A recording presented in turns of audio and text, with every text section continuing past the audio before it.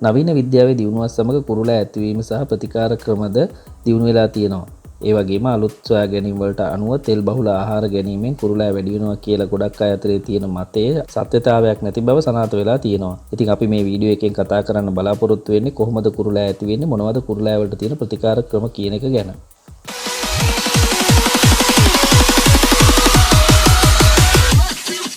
ජීවිතයේ සුවිශේෂ කාලයකදී ඇතිවෙන හෝමෝන ක්‍රියාකාරීත්වය වෙනස් වීමත් සමග බොහෝ දෙනෙකුට මේ කුරුල්ලා ඇතිවීම සිද්ධ වෙනවා. සාමාන්‍යයෙන් ඒක අවුරුදු 13ත් 18ත් අතර කාලයේ පසුවර තරුණයන් අතර දක්නට පුළුවන් වගේම කුරුල්ලාවක් ඇති නොවුණු කෙනෙක් හොයාගන්න බැරි තරම් කිව්වොත් අපි නිවැරදි. මීට අමතරව කුරුල්ලා ඇති වෙන්න පුළුවන් ප්‍රධාන කාරණා ගැන අපි සඳහන් කරනවා නම් අම්මා තාත්තා සහෝදර සහෝදරියන් විදිහට පවුලේ කෙනෙකුට කුරුල්ලා තියෙනවා නම් ඒක ඔයාටත් ඇති වෙන්න බොහෝ දුරට ඉඩකඩ තියෙනවා. ඒ වගේම අද වෙළඳ පොලේ තියෙන විවිධ ආලේපන වර්ග සම සුදු පැහැ කරන ආලේපන බොහෝමයක් තියෙනවා. ඒ කොයි ආලේපනයත් කුරුල්ලා ඇති කරන්න වැඩි කරන්න හේතුවක් වෙනවා කියලා සඳහන් කරන්න පුළුවන්. කාන්තාවන්ගේ හෝමෝන ගැටලු නිසාත් කුරුල්ලා වැඩි වෙන්න පුළුවන්. ඩිම්බකෝෂය ආශ්‍රිත හෝමෝන ගැටලු නිසා කුරුල්ලා ඇතිවීමට බොහෝ දුරට ඉඩකඩ තියෙනවා. මීට අමතරව සමහර ඖෂධ වර්ග කුරුල්ලා වර්ග ඇතිවීමට හේතු වෙනවා කියලා සඳහන් කරන්න පුළුවන්. අපි කතා කරපු හේතු වලට අමතරව වඩාත් වැදගත් කරුණ වන්නේ කුරුල්ලා ඇතිවීමට හේතු හොයාගෙන ඒ සඳහා ප්‍රතිකාර කිරීම. මීට අමතරව අපි ගන්න ආහාර වලින් කුරුල්ලා ඇතිවීමට හේතු තියෙනවා කියලා සඳහන් කරන්න පුළුවන්. ඒවා සඳහන් කරනවා නම් රුධිරයේ සීනි මට්ටම වැඩි කරන ආහාර, ඒ කියන්නේ පැණි රස ආහාර ගැනීම, කිරි හෝ කිරි වලින් සෑදු ආහාර ගැනීම.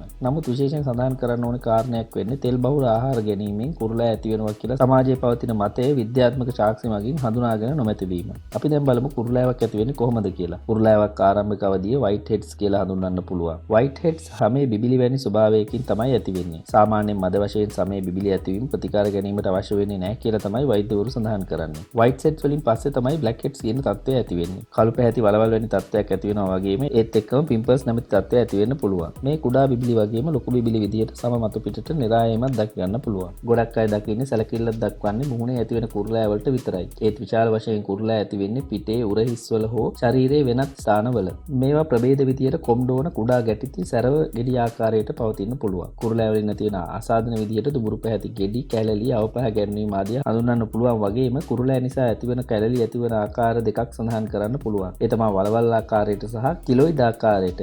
කිලොයිඩ් ආකාරයට කියලා හඳුන්වන්නේ ඉදිමුවක් විදිහට සමේ මතු පිටට නිරායමක්. දැන් අපි බලමු මේ කුරුල්ලා ඇතිවීම වැළැක්වීමට නිවසේදී පිළිපැදිය යුතු කරුණු මොනවද කියලා. මේ සඳහා මෘදු සබන් වර්ගයක් භාවිතා කිරීම ඉතාමත් වැදගත් වෙනවා වගේම ගොඩක් අය මුහුණේ තෙල් ඉවත් කිරීම සඳහා නිතර මුහුණ සේදීම සිද්ධ කරනවා. එමගින් තෙල් ඉවත් වෙන්නේ නැහැ වගේම කුරුල්ලා කැඩීම ඉතාමත් වැරදි ක්‍රියාවක් විදිහට සඳහන් කරන්න පුළුවන්. මේ කාරණා නිසා කැලලි ඇතිවීම සිද්ධ වෙනවා කියලා සඳහන් කරන්නත් පුළුවන්. මීට අමතරව මුහුණේ විවිධ ආලේපන වර්ග භාවිතා කිරීම කුරුල්ලා වැඩිවීමට හේතුවක් විදිහට හඳුන්වා දෙන්න පුළුවන්. ඔය ආලේපනයක් භාවිතා කරනවා නම් එය ඉතා ඉක්මනින් සෝදා ඉවත් කිරීම වඩා වැදගත්. ඔයා තෝරා ගන්න ආලේපනය හැම වෙලාවෙම වෝටර් බේස් ආලේපනයක් වීමත් ඉතා වැදගත්. දැන් අපි බලමු කුරුල්ලා වලට තියෙන ප්‍රතිකාර ක්‍රම මොනවද කියලා. කෙමිකල් පීලිං. මේ ඉතා පහසු ක්‍රියාවලියක් විදිහට හඳුන්වන්න පුළුවන්. මේ සිද්ධ කරන්නේ රසායනික ද්‍රව්‍ය භාවිතයෙන් විනාඩි 15ක වැනි කෙටි කාලයකින්. ඔයා ෆේෂියල් එකක් කරනවා වගේ ක්‍රියාවලියකින් තමයි මේක සිද්ධ කරන්නේ. කුරුල්ලා තියෙනවද, කැලල් තියෙනවද, පැල්ලම් තියෙනවද, කැලල් වල වැඩිපුර තියෙන ප්‍රභේද මොනවද කියලා හඳුනාගෙන භාවිතා කරන කෙමිකල් ප්‍රමාණය තීරණය කරනවා. නීඩල් ප්‍රතිකාර ක්‍රමය. මෙම ක්‍රමය යොදාගන්නේ කුරුල්ලා නිසා ඇතිවන කැලල් නැති කිරීම සඳහා. මෙහිදී ඩර්මා රෝලර් සහ ඩර්මා පෙන් කියන උපකරණ දෙක යොදා ගන්නවා. ලේසර් ප්‍රතිකාර.